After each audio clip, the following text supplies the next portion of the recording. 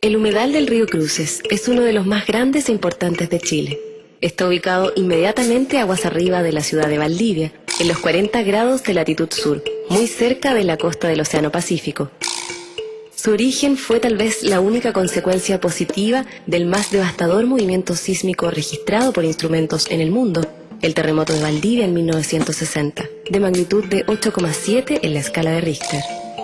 El movimiento de la Tierra fue tan grande que Valdivia resultó seriamente destruida. Un devastador tsunami inundó luego la ciudad y sus alrededores, y en algunos sectores el terreno se hundió hasta 2 metros. En parte de aquellos terrenos hundidos se formó el extenso humedal del río Cruces, de más de 6.000 hectáreas de superficie. Desde 1960 hasta fines del 2003, el humedal se fue enriqueciendo ecológicamente hasta convertirse en el hábitat de una inusual concentración de fauna, en especial de aves acuáticas, entre las cuales sobresale una de las especies migratorias más bellas que existe en Chile, el cisne de cuello negro. Habían 500 parejas que entregaban 2.500 cisnes anuales, y esos cisnes no solamente eran entregados acá al santuario, sino que migraban hacia Argentina, Uruguay, Paraguay, hacia otros lugares de Chile. Era un centro proveedor de aves y de cisnes de cuello negro. Y también, luego de unos años, retornaban los cisnes jóvenes para poder reproducirse con seguridad sin que hayan depredadores como perros, humanos, cazadores. Esta especie está declarada como vulnerable en el Libro Rojo de Especies en Peligro de Conservación en Chile.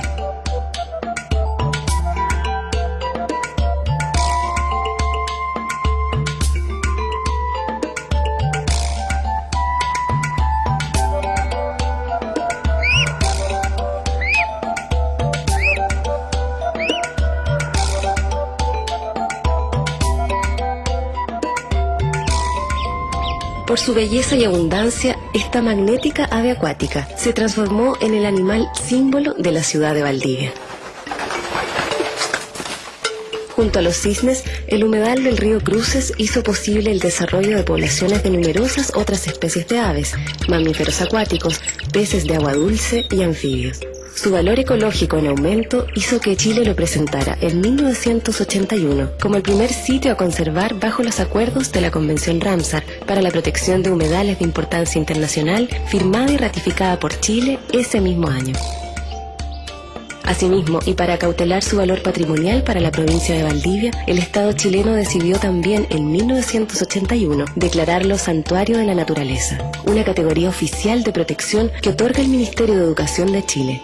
Se buscaba resguardar así, además de su valor ecológico, su valor cultural y económico, tanto para los habitantes de Valdivia como para los habitantes de las localidades rurales aledañas al santuario. Bajo el nombre de Santuario de la Naturaleza Carlos Ambanter quedaron protegidas nacional e internacionalmente 4.877 hectáreas de humedales. El lugar era hacia fines del 2003 uno de los destinos preferidos de visitantes nacionales y extranjeros que apreciaban la diversidad de su avifauna y su belleza natural. Es así como se fue consolidando una industria turística de navegación fluvial única en Chile, que recorría las aguas someras y transparentes del santuario del río Cruces, para el avistamiento de gran cantidad de aves y en especial de los cisnes y sus polluelos. En febrero del 2004, el escenario cambió drásticamente. Entonces, entró en operaciones la mayor planta productora de celulosa de Sudamérica, de propiedad de la empresa Celco Arauco, con una inversión de $1.050 millones y una producción anual autorizada de 550.000 toneladas de celulosa tipo Kraft.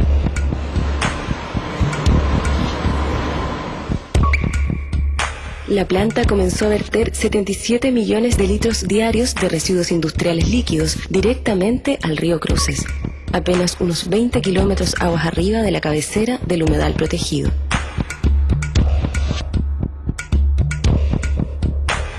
La planta contaba con un permiso ambiental entregado en 1998 por la Comisión Nacional del Medio Ambiente de Chile, CONAMA, que aseguraba que los residuos industriales no producirían impactos negativos apreciables en el ecosistema del humedal. En mayo del 2004, a solo 3 meses de iniciada la operación de la planta, comenzaron a observarse las primeras señales de cambios agudos en el santuario del río Cruces. El primer signo que nosotros vimos fue en abril-marzo del 2004, que las aves comenzaron a migrar del cauce central hacia los cauces aledaños, hacia los ríos afluentes a este río Cruces. En agosto del 2004, decenas de cisnes comenzaron a aparecer muertos, atropellados en las cercanías del santuario o con signos de daño neurológico. Ningún nido de cisne fue avistado ese invierno y ningún polluelo de cisne nació esa primavera.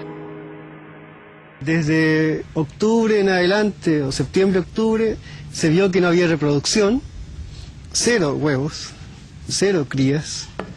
Se comenzaron a ver cisnes muertos en los pajonales que hay por acá, quedaban como bolsas blancas flotando entre medio.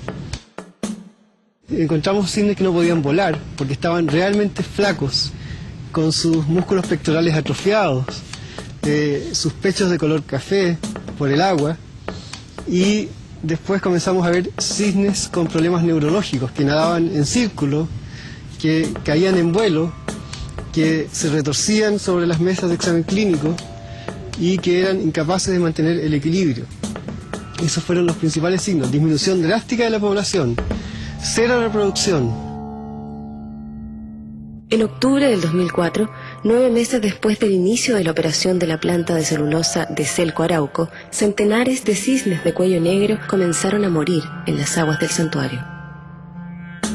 En su intento por abandonar el lugar, muchos cisnes comenzaron a caer sobre los techos y patios de la ciudad de Valdivia.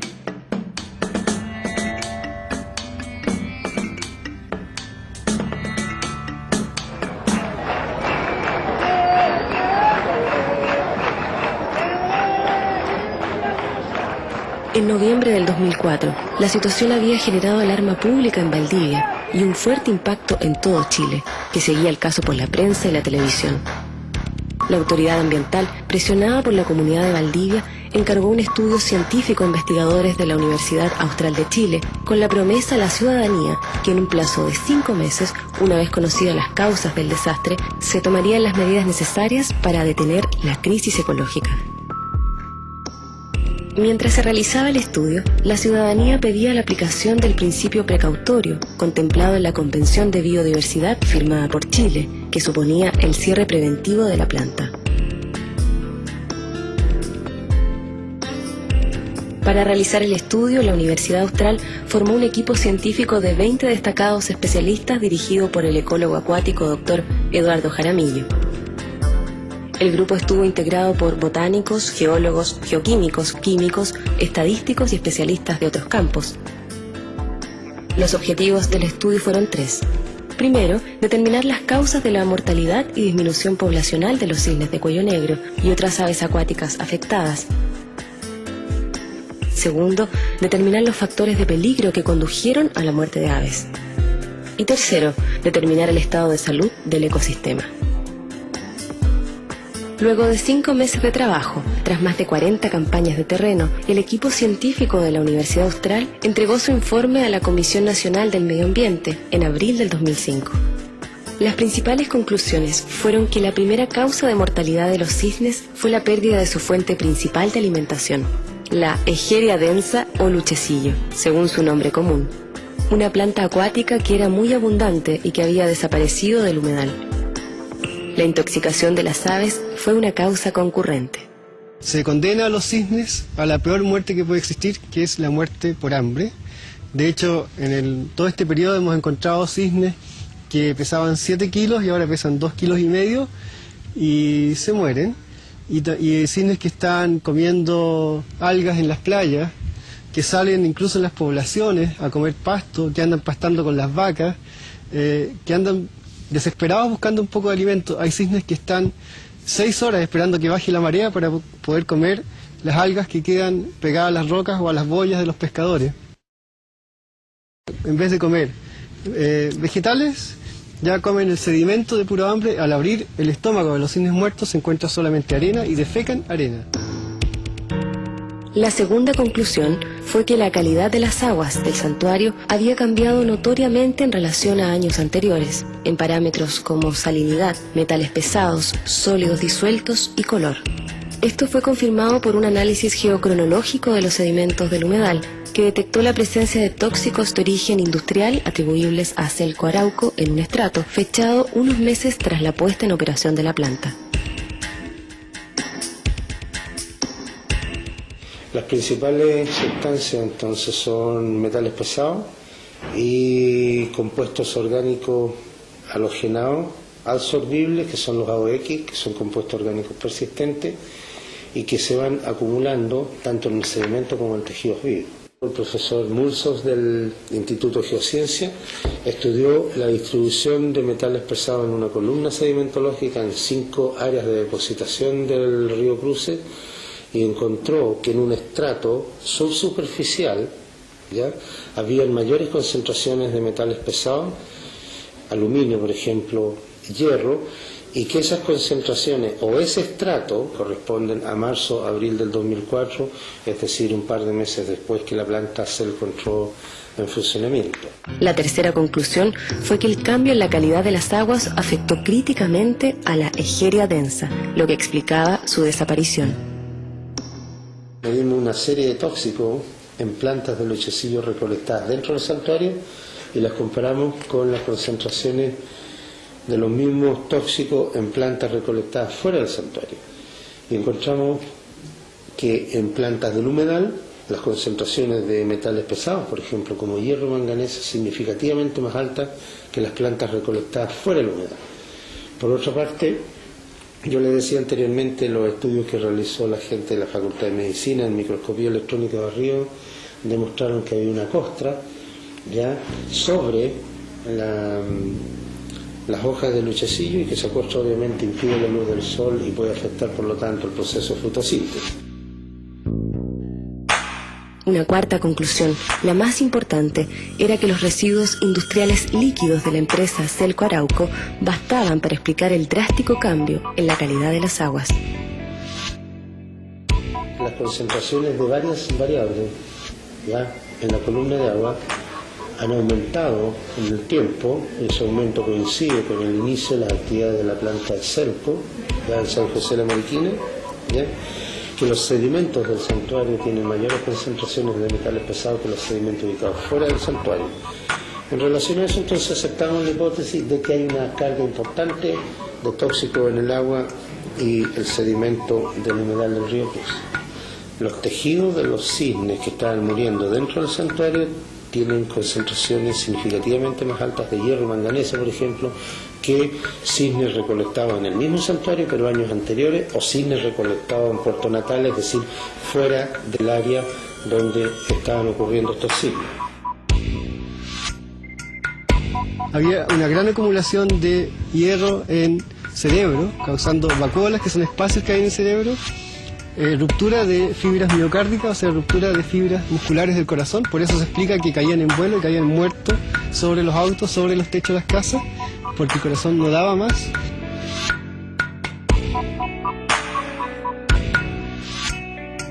El estudio hacía notar también 2 graves fallas en la evaluación de impacto ambiental que llevó a la aprobación del proyecto por parte de las autoridades ambientales. La primera era que los residuos líquidos de la planta contenían compuestos no declarados por la empresa, tales como el aluminio, sulfato, cloruro y manganeso.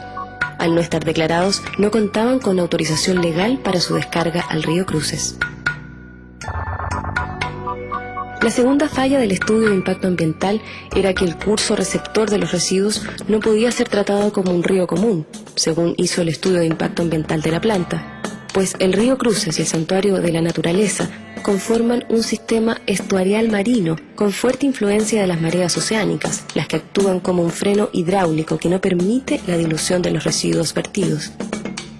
Por el contrario, estos residuos se acumulan precisamente en el humedal protegido, que se comporta como una especie de esponja acumuladora de los residuos. La resolución ambiental original con que se aprobó la planta en 1998 exigía, entre varias medidas, el monitoreo de la Egeria densa, el luchecillo, como especie bioindicadora de cambios ambientales, Pero curiosamente, esta condición fue eliminada por las autoridades a solicitud de la empresa, junto con otras condiciones de monitoreo.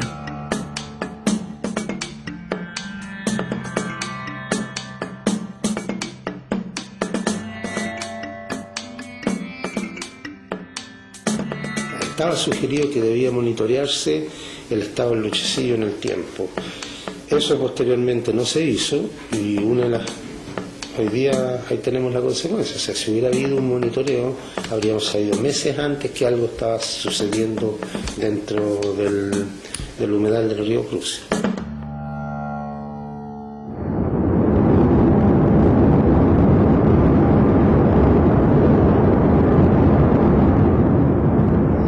Pasaba por acá y estaba absolutamente lleno de parejas de cisnes, era blanco, estaba lleno de crías, se veían a cada rato los gaviotines que se tiraban, los cisnes que incluso peleaban entre ellos o que un barco avanzaba y se iban echando hacia el lado con sus crías. Y ahora realmente lo que estamos viendo es un desierto de agua sin absolutamente nada de vida. En este rato que le estoy hablando no ha pasado un solo pájaro por acá.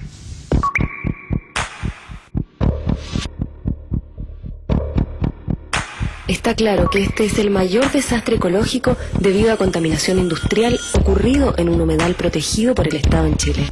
La situación a inicios del 2006 es la siguiente. La Comisión Nacional del Medio Ambiente autorizó en junio del 2005 a Celco Arauco a seguir con sus operaciones vertiendo los mismos residuos químicos no autorizados que causaron el desastre.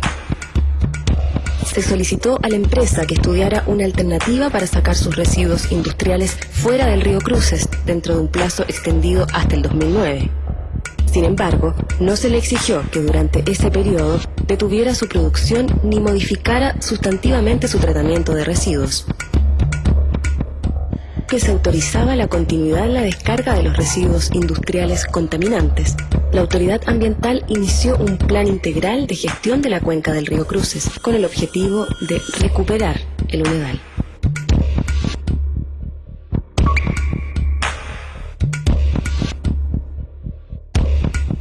Hasta el día de hoy hay diferentes puntos donde se ha sembrado luchecillo y absolutamente todos se mueren.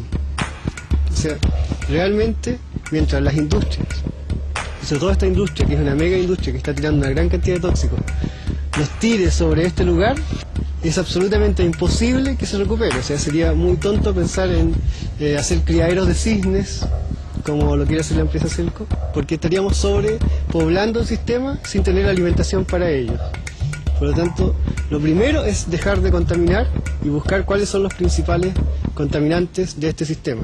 Y eso ya está demostrado por el estudio de la universidad, que más del 90% de la contaminación que va a este río proviene de una sola empresa. O sea, la solución es fácil de decir, pero difícil de hacer.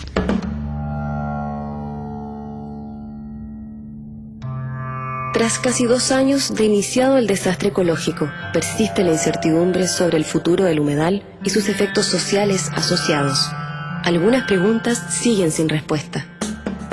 ¿Ingresará el gobierno de Chile este humedal al registro de Montreux, un instrumento expresamente contemplado en la Convención Ramsar para ayudar a los países signatarios, como Chile, a hacer frente a amenazas graves en sus humedales? ¿Qué riesgos para la salud está enfrentando la población rural ribereña al humedal? ¿Podrá el santuario recuperar la rica vida natural que tenía antes del desastre? ¿Será la institucionalidad ambiental chilena capaz de aprender de este desastre para que no vuelva a ocurrir en el futuro?